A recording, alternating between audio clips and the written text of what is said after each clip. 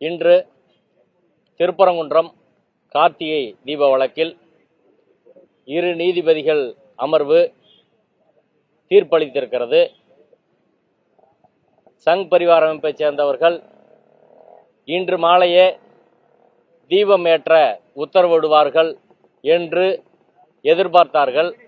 ஆனால் நீதிமன்றம் இப்பிரச்சனை அவ்வாறு அணுக இயலாத ஒரு பிரச்சனை, சென்சிட்டிவாக இதை டீல் பண்ண முடியாது, எனவே எதிர்வரும் காலத்துக்கு தான் இந்த தீர்ப்பு பொருந்தும் என்று தெளிவாக தெரிவித்திருக்கிறார்கள். இரண்டாவதாக, இன்னும் ஓராண்டு கார்த்திகை தீபத்துக்கு இருக்கிறது. ஆனால் உடனே கார்த்திகை தீபம் ஏற்றுவது என்ற பிரச்சனை இப்போது இல்லை. முதல் விஷயம். இரண்டாவது, தீர்ப்பின் முழுமையான நகல் இப்போது வரை வரவில்லை. முதற்கட்டமாக நீதிமன்றத்தில் சொல்லப்பட்ட விஷயங்களிலிருந்து எனது முதற்கட்ட கருத்தை மட்டும் நான் பகிர்கிறேன். நீதிமன்ற தீர்ப்பு முழுமையாக வந்த பிறகு அந்த தீர்ப்பு குறித்தான முழு கருத்தையும் நான் ஊடகங்களிடம் பகிர்வோம். இப்போ தீர்ப்பில் நீதிமன்றத்தில் வாசித்த வரையில் சொல்லியிருக்க தீர்ப்பின்படி பார்த்தா இந்த தீர்ப்பு செல்லத்தக்க ஒரு தீர்ப்பு அல்ல, அரசியல் சட்டப்படியான தீர்ப்பு அல்ல. ஏற்கனவே உயர் நீதிமன்றத்தின் இரு நீதிபதிகள் 2 முறை வழங்கிய தீர்ப்பை மீண்டும் 2 நீதிபதிகள் பரிசீலிக்க முடியுமா அப்படின்னா முடியவே முடியாது.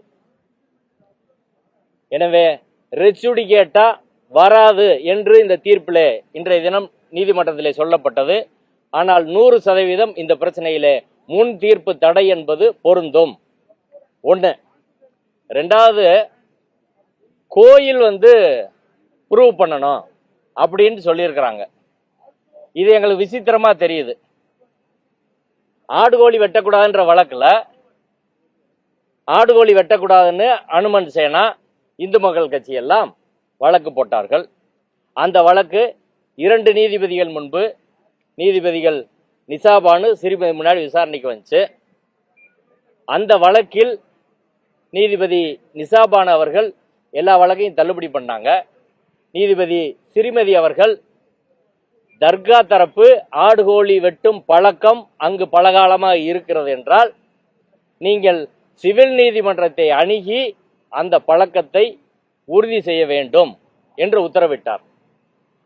அந்த உத்தரவு 2 நீதிபதிகளுக்கிடையே முரண்பட்ட கருத்து இருந்ததால் 3வது நீதிபதியான திரு விஜயகுமார் அவர்களிடம் சென்றது. விஜயகுமார் அவர்கள் அதே கருத்தை கோயில் அல்லது 172.2 ஏக்கர் திருப்பரங்குன்றம் மலை மொத்தமும் தொல்லியல் துறையின் கட்டுப்பாட்டில் இருப்பதால் தொல்லியல் துறை அனுமதியோடு தான் அங்கு எந்த நிகழ்வையும் பண்ண முடியும் என்று நீதிபதி திரு விஜயகுமார் அவர்கள் உத்தரவிட்டார். ஆடுகோழி வெட்ட தடை விதிக்கப்பட்டது. அதில் அவர் என்ன சொன்னார்னா, சிவில் கோர்ட்டை அணுகி உங்கள் பழக்கம் கஷ்டம் நிரூபிச்சுக்கோங்க அப்படின்னு சொல்லிட்டாங்க. இன்று அந்த தீர்ப்பு 3 நீதிபதிகள் அடங்கிய அமர்வின் தீர்ப்பு. 3ல் 2 பேர் மெஜாரிட்டி ஒரு பழக்கம் கஷ்டம நீங்க சிவில் கோர்ட்டை அணுகி தீர்த்துக்கறணும் அப்படின்னு சொன்ன போது அந்த 3 நீதிபதிகள் திருப்பரங்குன்றம் மலை தொடர்பான சொன்ன தீர்ப்பு இந்த 2 நீதிபதிகளை கட்டுப்படுத்தும். 2 நீதிபதிகள் அதுக்கு கட்டுப்பட்டவர்கள். ஒரு நீதிபதி ஜி.ஆர். சுவாமிநாதன் அவர்கள் அது கட்டுப்பட்டவர். இப்ப தர்கா பழக்க வழக்கத்தை சிவில் கோர்ட்ல நிரூபிக்கணும்னா அந்த 3 நீதிபதிகளின் தீர்ப்பின்படி தர்கா பக்கத்தில் இருக்கக்கூடிய தீபத்தூண் அல்லது சர்வே தூண் அல்லது வெறும் கிரானைட் தூண் என்று சொல்லக்கூடிய அந்த தூணில் கார்த்திகை தீபம் ஏற்றும் வழக்கம் இருந்தது என்பதை எங்க போய் நிரூபிக்கணும்? யார் நிரூபிக்கணும்? எவிடன்ஸ் ஆக்ட் என்ன? செக்ஷன் 101 பழைய எவிடன்ஸ் ஆக்ட், புது ஆக்ட் செக்ஷன் 104ல யார் நீதிமன்றத்துக்கு வருகிறார்களோ அவர்தான் அவர்களுடைய பழக்கத்தை நிரூபிக்க வேண்டும். நீதிமன்றத்துக்கு வந்திருக்கிறது யாரு? ராமரவிக்குமார் வந்திருக்கிறாரு, இன்னும் கொஞ்சம் பேர் வந்திருக்கிறாங்க. அப்ப அவர்கள் சிவில் நீதிமன்றத்தை அணுகிதான் அந்த பழக்கத்தை நீண்ட காலமா இங்க கார்த்திகை தீபம் ஏத்திக்கிட்டு இருந்தாங்க. 6ஆம் நூற்றாண்டுல ஏத்துனாங்க, வெள்ளையர் காலத்துல ஏத்துனாங்க, அப்படியெல்லாம் சொல்லியிருக்கிறாங்களே. அவர்கள் தானே போய் சிவில் கோர்ட்டுக்கு போனோம். அதுதானே 3 நீதிபதிகளின் தீர்ப்பு. தர்காவுக்கும் ஆர்டிகல் 25ல உரிமை இருக்கு, ராம ரவிக்குமாருக்கு ஆர்டிகல் 25ல உரிமை இருக்கு. ஆர்டிகல் 25 படியான மத உரிமை என்பது எல்லாருக்கும் தானே. இதுல இந்த மதத்துக்காரங்களுக்கு இல்ல இந்த அமைப்புக்காரங்களுக்கு அப்படின்னு இருக்கா? எல்லாருக்குமான உரிமை தானே. அப்ப சிவில் நீதிமன்றத்தை அணுகணும் ஆடுகோழி வெட்டுறதுக்குன்னா கார்த்திகை தீபம் ஏற்றுவது பழக்கமா இருந்தா அவர்களும் சிவில் நீதிமன்றத்தை தான் அணுக வேண்டும் என்பது 3 நீதிபதிகள் தீர்ப்பு. 3 நீதிபதிகள் தீர்ப்பு முரணாக 2 நீதிபதிகள் தீர்ப்பளிக்க முடியுமா? இந்த தீர்ப்பு எப்படி சொல்லும்? எந்த தீர்ப்பை சொல்றது? இரண்டாவது விஷயம், ஏற்கனவே இந்த கார்த்திகை தீப பிரச்சனையில 5 தீர்ப்பு இருக்குங்க. இந்த 5 தீர்ப்புல 2 டிவிஷன் பெஞ்ச் தீர்ப்பு.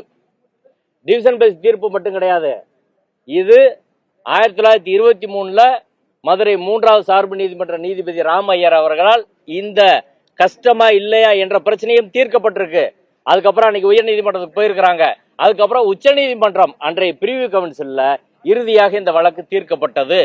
அந்த உச்ச நீதிமன்றம் என்ன சொல்லியிருக்கிறாங்கன்னா, அன்றைய உச்ச நீதிமன்றம் அந்த தீர்ப்பு இன்னைக்கு வரை லீகலி வேலிட், அதை அவங்களும் மறுக்கல, ராமரவி தரப்போ யாரும் மறுக்கல.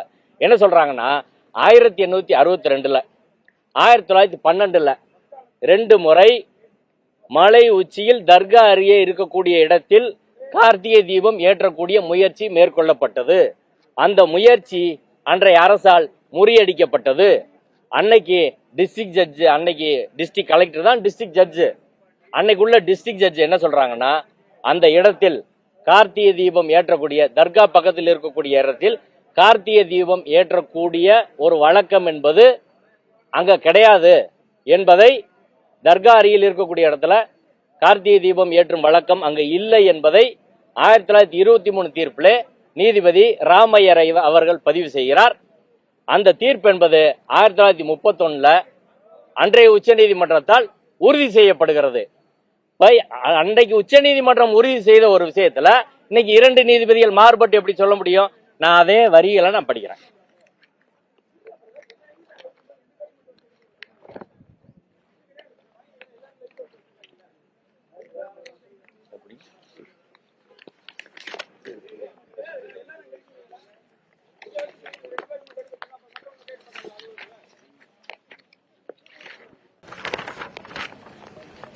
ஆயிரத்தி 1923 தீர்ப்பு, இது அன்றைய பிரிவு கவுன்சிலால் உறுதி செய்யப்பட்ட தீர்ப்பு. பேரா நம்பர் 45ல சொல்றாங்க, Reliance is placed by the ஹக்தார்ஸ் on 2 instances of their having successfully resisted attempts on the part of the Hindus to put up lights at the summit of the hillock on which the mosque stands. One in 1862 and the other in 1912. In both cases, the magistrate, அன்னைக்குள்ள collector அவர் தான் judge, interdicted the lighting because it was not customary to put up light there. அன்னைக்குள்ள மாவட்ட நீதிபதி அதுக்கு அங்க தர்கா அருகில தீபம் ஏற்றுவது கஷ்டம் கிடையாது, and probably because of breach of peace was apprehended அப்படின்னு அவர் சொல்லியிருக்கிறாரு. இந்த தீர்ப்பு அன்றைய உச்ச நீதிமன்றத்தால் உறுதி செய்யப்பட்டது. உச்ச நீதிமன்றம் உறுதி செய்த ஒரு விஷயத்தை 2 நீதிபதிகள் மாறுபட்டு எப்படி தீர்ப்பு சொல்ல முடியும்? இது ரெச்சுடிகேட்டா வருமா வராதா? ஜுடிஷியல் இன்டிசிப்ளினா இல்லையா? உச்ச நீதிமன்றம் சொன்ன தீர்ப்பை 3 நீதிபதிகள் சொன்ன தீர்ப்பை மாற்றுவதற்கு இந்த நீதிமன்றத்துக்கு உரிமை இருக்கிறதா? இது ஒண்ணு. இந்த 2வது விஷயம், ஏற்கனவே இதே நீதிமன்றங்கள் 2014ல நீதிபதி திரு வேணுகோபால் அவர்கள் முன்பு 2 வழக்கு வருகிறது. ஒரு வழக்கு சுப்பிரமணியன் என்பவர் தாக்கல் செய்கிறார். இன்னொரு வழக்கு அகில இந்து மகாசபாவை சேர்ந்த கணேசன் என்பவர் தாக்கல் செய்கிறார். அந்த வழக்கில் இந்த விஷயங்கள் எல்லாம் விவாதிக்கப்படுகிறது. அதுல குறிப்பா ஒரு இடத்தை மட்டும் நான் சொல்றேன். குறிப்பா அந்த தீர்ப்புல பேரா number 28ல, in this connection it is not out of place for this court to make a significant mention that it is represented on behalf of the respondents 1 and 2 that the temple administration alone will light Deepam on the top of the Mandavama Uchipuliyar temple on the eve of Magadevam festival at Tirupparamkundram Murugan temple, Madurai, to be held on 5/12/2014 as per the usual practice. It is also the stand of the respondent 1 and 2 that from the year 1994 onwards, cadres of Hindu Munnani are urging to have the Deepam lighted in the stone pillar of the top of the hill, which is situated very near to Sultan Sikandar Auliya Dargah. Hindu முன்னணி அமைப்பை சேர்ந்தவர்கள் தர்கா அருகில் இருக்கக்கூடிய கல் தூணில் தீபம் ஏற்ற வேண்டும் என்று 1994 கோரி வருகிறார்கள் என்று பேரா நம்பர் 28 சொல்லி இந்த result the writ petition is dismissed அப்படின்னு சொல்லியிருக்கிறாங்க. இந்த தீர்ப்பு நீதிபதி திரு வேணுகோபால் அவர்கள் 2014 வழங்கிய தீர்ப்பு. இதற்கு எதிராக அப்பீல் போறாங்க. அந்த அப்பீல் நீதிபதி திரு MM சுந்தரேஷ் சதீஷ்குமார் தலைமையிலான அமர்வில் 19/7/2017 தீர்ப்பு வழங்குறாங்க. அந்த தீர்ப்புல என்ன சொல்றாங்கன்னா, certainly law and order is an issue to be kept in mind while doing so. After all, the object is to see that peace and tranquility is being maintained, and for the aforesaid purpose the onus is on the respondents. கோயில் நிர்வாகமும் போலீஸும் peace and ட்ராங்குவாலிட்டியை maintain பண்றது அவங்களோட கடமை.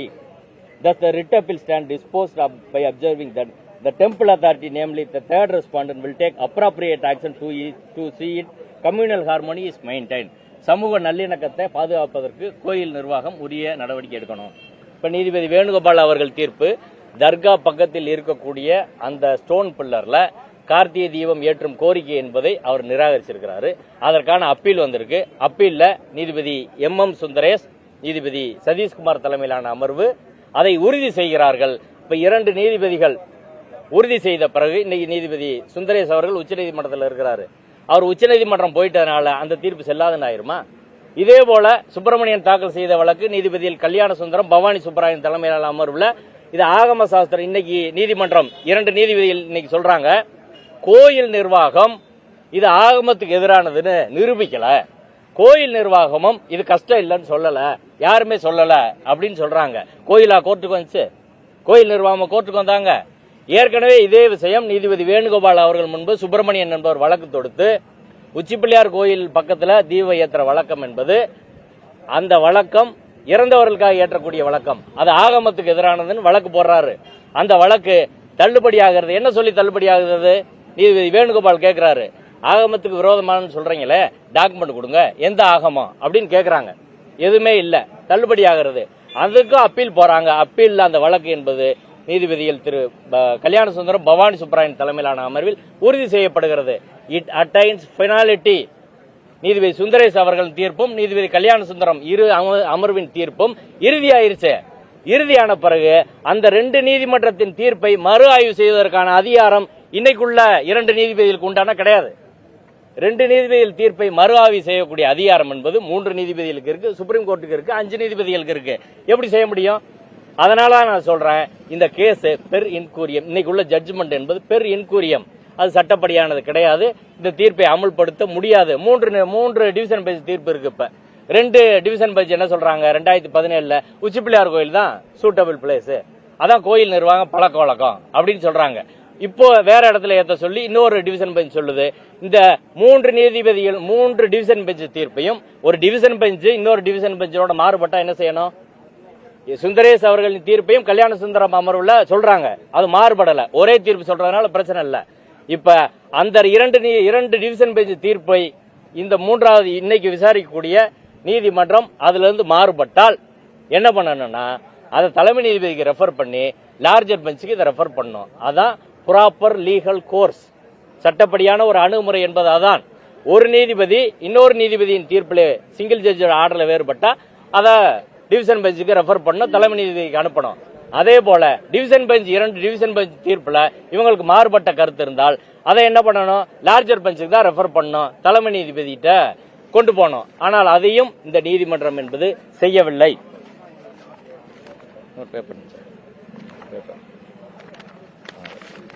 அடுத்து அரசு தொடர்பாக நிறைய விமர்சனங்களை நீதிமன்றம் முன்வைத்திருக்கிறது.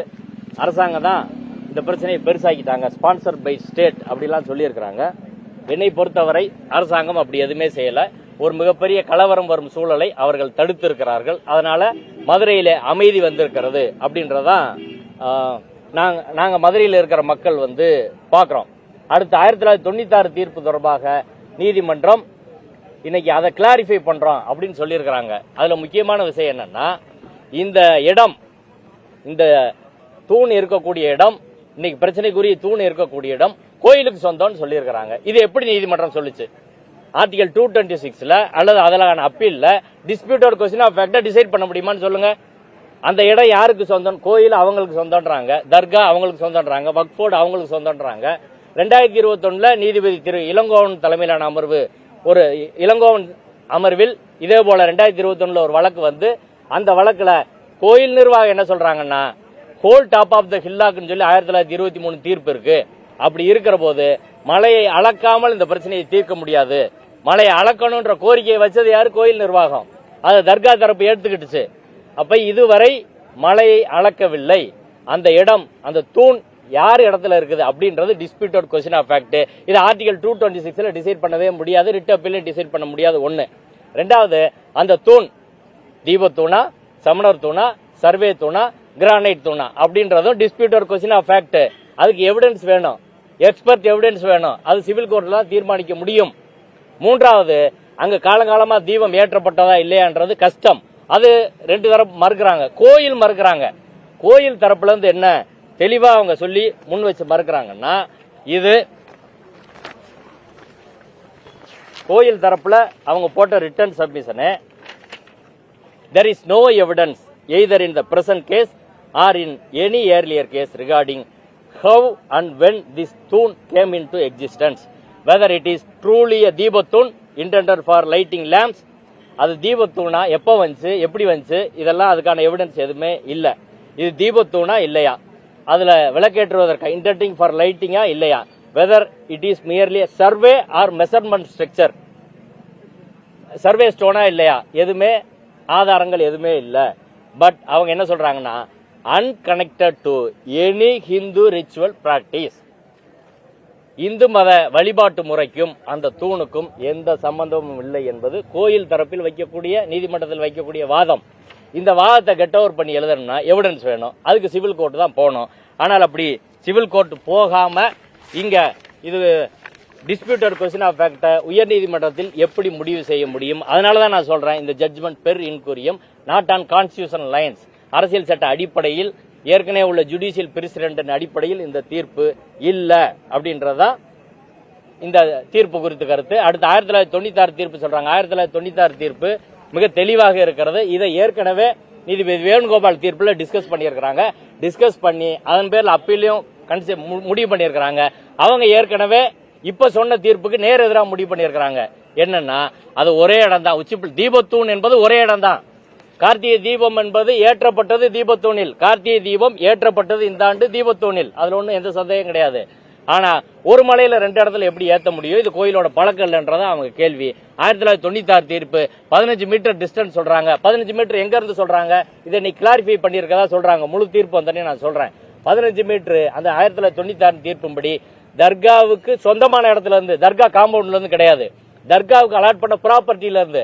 தர்காவுக்கு அலாட் பண்ண ப்ராப்பர்ட்டி என்ன? 1923 தீர்ப்புல தர்கா, நெல்லித்தோப்பு, அதுல என்னென்ன இருக்கோ எல்லாம், நெல்லித்தோப்புல இருந்து மேல கூடிய படிக்கட்டு, கீழ இருந்து படியிலிருந்து நெல்லித்தோப்பு வரை போகக்கூடிய உரிமை, அதே போல தர்கா அமைந்திருக்கக்கூடிய whole top of the hillock, மொத்த மலையும் தர்கா இருக்கக்கூடிய மொத்த மலையும் தர்கா நிர்வாகத்துக்கு சொந்தம்னு சொல்லியிருக்கிறாங்க. அப்படி இருக்கிற போது இத எங்க இருந்து 15 மீட்டர் தொடங்குதுன்றத நீதிமன்றம் எப்படி முடிவு பண்ண முடியும்? அதுக்கு எவிடன்ஸ் தான் விடணும்.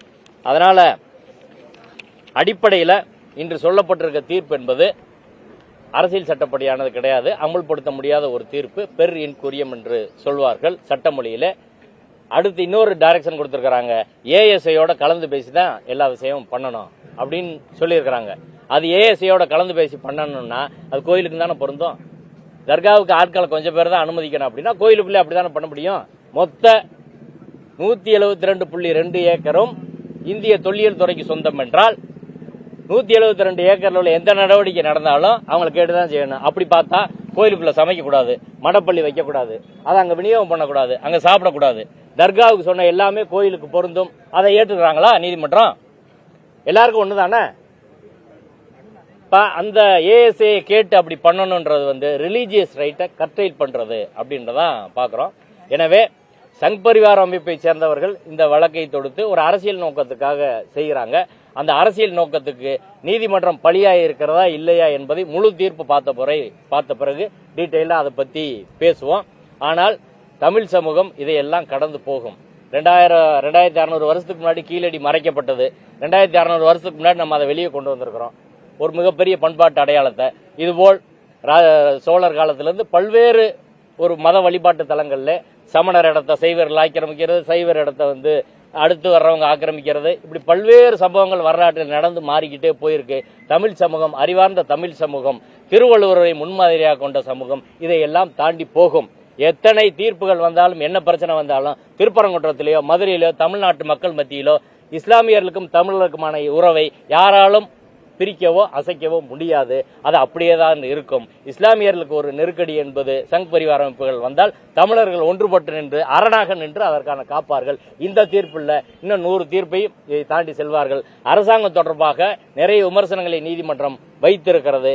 எனவே இந்த தீர்ப்புக்கு தலைமை நீதிபதி அவர்களிடம் ஒரு மனு அளித்து லார்ஜர் பெஞ்சுக்கு ரெஃபர் பண்ண சொல்லி அதற்கு பிறகு தான் இந்த தீர்ப்பை முடிவு பண்ண முடியும் என்று தமிழக அரசு கோர வேண்டும் அல்லது உச்சநீதிமன்றத்துக்கு எடுத்து செல்ல வேண்டும்.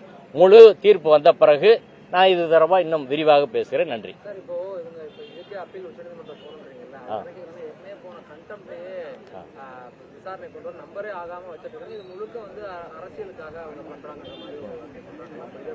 அதாவது கண்டெம்ப்டை கொண்டு வர வேண்டிய அவசியம் கிடையாது. ஏன்னா ஒன்ஸ் அப்பீல் ஃபைல் பண்ணிட்டதுனால அப்பீல் இங்க நிலுவையில் இருக்கிற போது ஒரு நீதித்துறை மரபெண்ண அப்பீல் ஃபைல் பண்ணிட்டா கண்டெம்ப்ட் எடுக்க மாட்டாங்க. அது கண்டெம்ப்ட் தள்ளி போட்டுருவாங்க. இதுதான் உயர்நீதிமன்றத்தில் காலகாலமாக இருக்கக்கூடிய மரபு.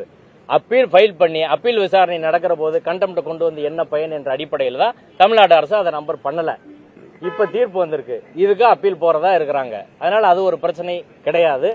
அப்பீல் இங்க இருக்கிற போது கண்டெம்ப்டை எடுத்து நடத்த வேண்டிய அவசியம் தேவையில்லைன்றனால அவங்க நம்பர் பண்ணல. அது சரியானதுதான்.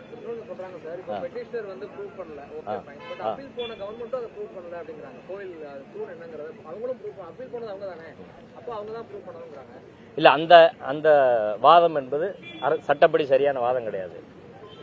Those who approach the court will prove the case. அதான் எவிடன்ஸ் ஆக்ட். அவங்க நீதிபதி GR சாமிநாதன் முன்பாக இது கஷ்டம், இது இந்த கார்த்திகை தீபத்தூண் அப்படின்றதுக்கான அவங்களே ப்ரூவ் பண்ணவே இல்லை. நீதிபதி GR சாமிநாதன் அவர்கள் கூட அது கஷ்டம்னு அவர் சொல்லல. இது டெம்பிள் ப்ராப்பர்ட்டி, அதனால காப்பாத்துறதுக்கு நீங்க லைட் ஏத்துங்க அப்படின்னு தான் அவர் சொல்லியிருக்காரு. அதனால அவங்க தான் நீதிமன்றத்துக்கு வந்தாங்க ப்ரூவ் பண்ணுமே தவிர இப்ப இன்னைக்கு நடந்த விஷயம் வந்து ஏற்கனவே உள்ள நீதிபதி GR சாமிநாதன் அவர்கள் கொடுத்த தீர்ப்பு சரியா தவறானு தான் இங்க வந்துச்சு. அப்ப அதே வாதம் தான் இங்கேயும். அப்ப அரசாங்கம் ப்ரூவ் பண்ண வேண்டிய அவசியம் இல்லை, கோயில் ப்ரூவ் பண்ண வேண்டிய அவசியம் இல்லை. யார் நீதிமன்றத்துக்கு வருகிறார்களோ அவர்கள் தான் ப்ரூவ் பண்ணணும். ஆடுகோழி வெட்டுறதுல அதான சொல்லுச்சு நீதிமன்றம், தர்கா போய் ப்ரூவ் பண்ணிக்கங்கன்னு. அது தர்கா கூட வரல, அப்ப கூட அதுதான் சொன்னாங்க. ஆனா இப்ப யார் கோர்ட்டுக்கு வந்தாலும் அதுதானே சொல்லணும்.